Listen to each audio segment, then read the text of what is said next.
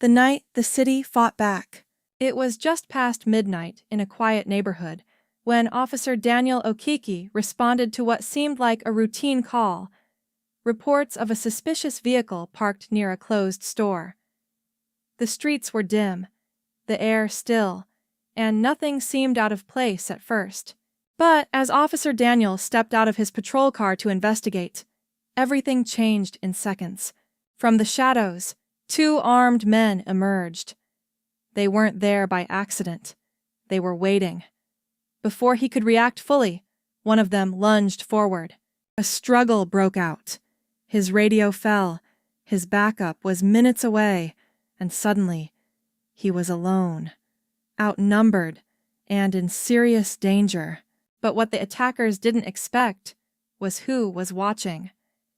From a nearby apartment window, a young man named Tunde saw the struggle unfold. Without hesitation, he shouted for help and ran outside. His voice echoed through the night. "Officer needs help!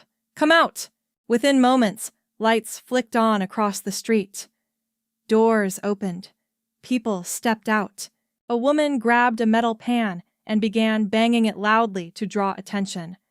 Another neighbor called emergency services again, shouting urgent updates. Two young men rushed toward the scene, picking up sticks and anything they could find. The attackers hesitated. This was no longer a silent ambush. This was a community rising.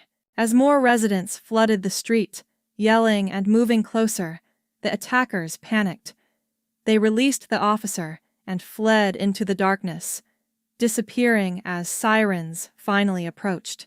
Officer Daniel lay on the ground, bruised and shaken, but alive.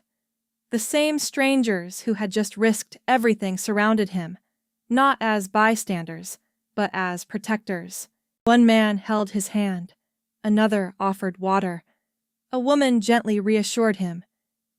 "You're safe now. We've got you." When backup arrived, they didn't find a fallen officer alone.